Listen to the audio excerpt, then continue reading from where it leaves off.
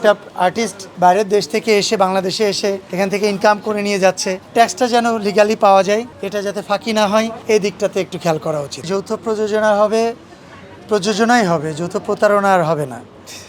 হ্যাঁ, এরপরে আমরা চাই বিদেশি ছবি আসবে, বিদেশি ছবি চলে কোথায়? সিনেপ্লেক্সগুলোতে অন্তত আমাদের বাংলা ছবির জন্য পরিপূর্ণভাবে একটা সাপোর্ট রাখা যায় কি না সে বিষয়ে একটু সহযোগিতা তাদের কাছে আর্জি আমরা করব আর কি। তা বাংলা চলচ্চিত্র আমাদের সবাই মিলে চলচ্চিত্রকে উন্নয়ন করতে হবে, সবাই মিলেই এই চলচ্চিত্র শিল্পকে পরবর্তী প্রজন্মের জন্য একটা ভালো জায়গায় তৈরি করে দিয়ে যেতে হবে। বাংলাদেশের আর্টিস্টরা, টেকনিশিয়ান সবসময় ফ্রিল্যান্সার।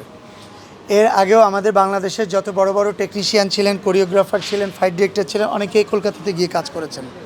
সে দূরদেশ কত বছর আগের ছবি, সেটাও কিন্তু যৌথ প্রযোজনার ছবি। তা সেই সময় থেকেই কিন্তু বাংলা চলচ্চিত্র সেই মানে পাকিস্তান আমল থেকেই যৌথ প্রযোজনা হয়ে আসছে। যৌথ প্রযোজনাতে কোনো প্রবলেম নাই, এবং আমরা আর্টিস্টরা এক দেশের হয়ে আরেক দেশে গিয়ে কাজ করব, টেকনিশিয়ানরা কাজ করবে, এটাতেও কোনো বাধ্যবাধকতা নাই। আমরা ফ্রিল্যান্সার, আমরা কাজ পেলে আমরা সবাই সেখানে যাব, এটা আমাদের কোনো সে নাই এই বিষয়ে। না, আমরা শুধু আর্টিস্টকে আমি চুক্তি করে নিয়ে আসবো, সমস্যা কোথায়? আমার এই ছবিতে এই নায়িকাকে লাগবে, আমি মুম্বাই থেকে আনতে পারি, সমস্যা তো কোথাও নেই।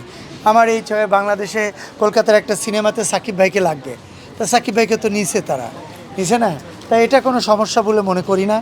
এটা মিলবন্ধনের ব্যাপার, বাট এটা এমন কিছু করা উচিত যাতে ট্যাক্সের আওতায় যাতে থাকে। কারণ একটা আর্টিস্ট বাইরের দেশ থেকে এসে বাংলাদেশে এসে এখান থেকে ইনকাম করে নিয়ে যাচ্ছে, ট্যাক্সটা যেন লিগালি পাওয়া যায়, এটা যাতে ফাঁকি না হয় এই দিকটাতে একটু খেয়াল করা উচিত।